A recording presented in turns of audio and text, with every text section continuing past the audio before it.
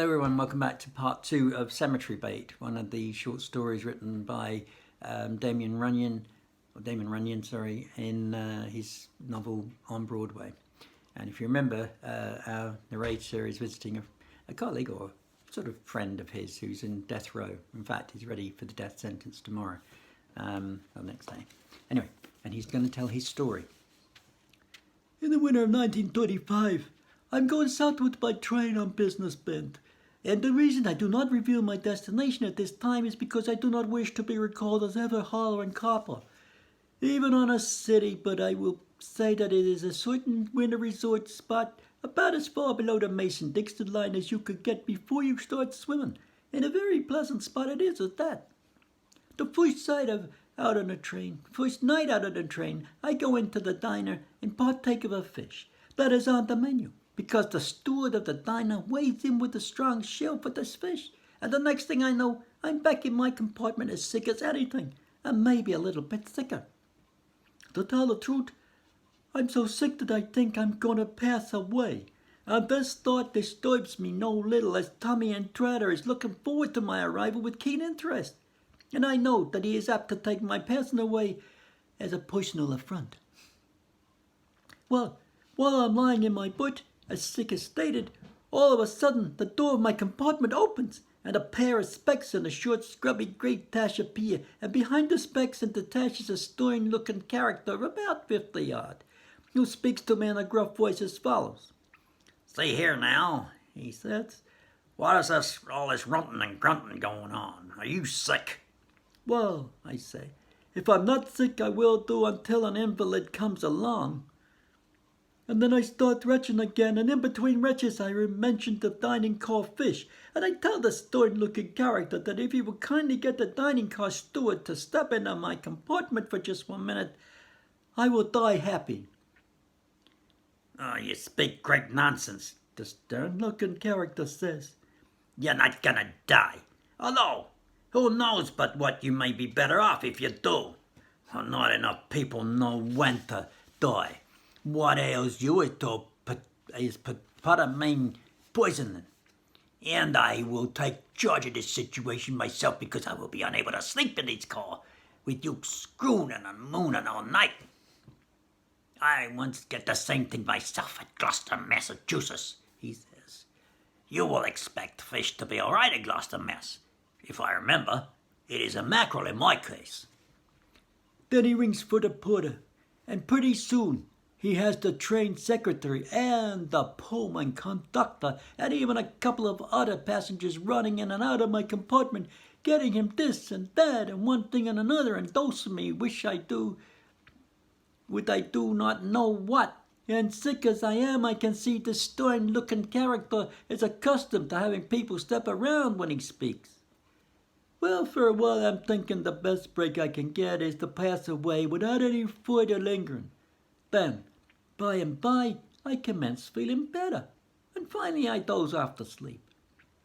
But I seem to remember the stern-looking character mentioning that he is going to the same place that I am, and that he is just returning from a hunting trip in Canada, and I also seem to recall him telling me what a wonderful shot he is with any kind of firearms.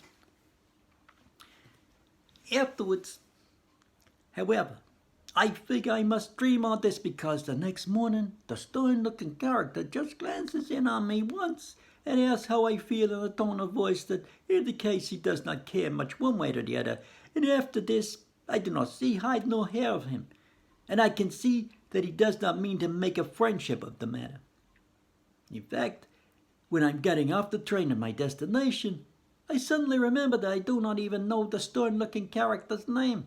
And I'm sorry about this, as so few people in the world are ever good to me that I wish to cherish the names of those who are.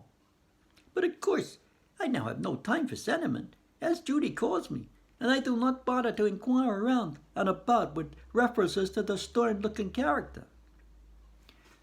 I telephone Tommy Entrada and make a meet with him for dinner at a nightclub that is called by the name of the Bath and Sail Club, although there is no bathing connected with it whatever, and no sailing either, for that matter. And while I am waiting there for Tommy, I observe her stirring another table the most beautiful Judy I see in many a day, and you know very well that few better judges of beauty ever lived than your silly G. George.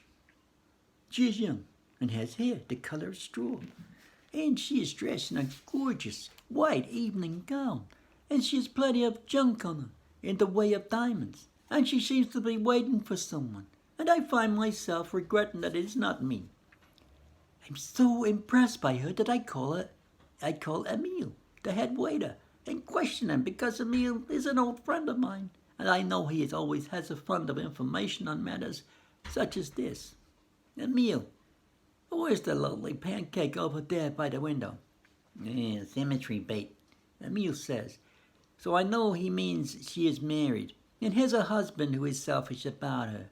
And naturally, I cast no sheep's eyes in her direction, especially as Tommy Entrada comes in about now and takes me to a private room where we have a nice dinner and discuss my business in this city.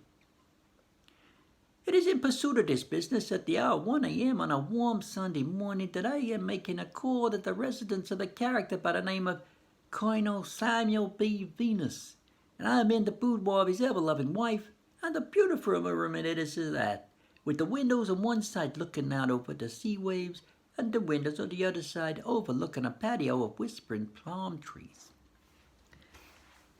The moon is shining down on this scene, and it is so lovely that I stand at the front of windows a few moments, looking out over the water before I start seeking the small can or safe that I know is concealed in a clothes closet in the room, unless the butler at the Venus spouse is telling a terrible falsehood and accepting money from us under false pretenses for this information and for admitting me to the premises. Of course, Colonel Samuel B. Venus's ever-loving wife is not present in her boudoir at this hour, and neither is the Colonel Samuel B. Venus, and in fact I afterward learned that the only way Colonel Samuel B. Venus can get in there is on a writ of habeas corpus. But this has nothing to do with my story. My information is that Colonel Samuel B. Venus is a very wealthy character of maybe 60 years of age, next grass, and that his ever-loving wife is less than half of that, and he has some of the finest jewelry in this country, including pearls, diamonds, star rubies, emeralds, and I do not know what else. And I'm given to understand that Colonel Samuel B. Venus leaves the night before on a fishing trip, and that Mrs. Colonel Samuel B. Venus is out somewhere wearing only a couple of pounds of her jewels, so the rest of her stuff is bound to be in the little can in her boudoir. I'm going to leave it there and see if Gentleman George finds anything in the boudoir of this lady. Until tomorrow, stay safe and be good. We'll come back to it then. Okay. Thank you. See you soon. Bye-bye.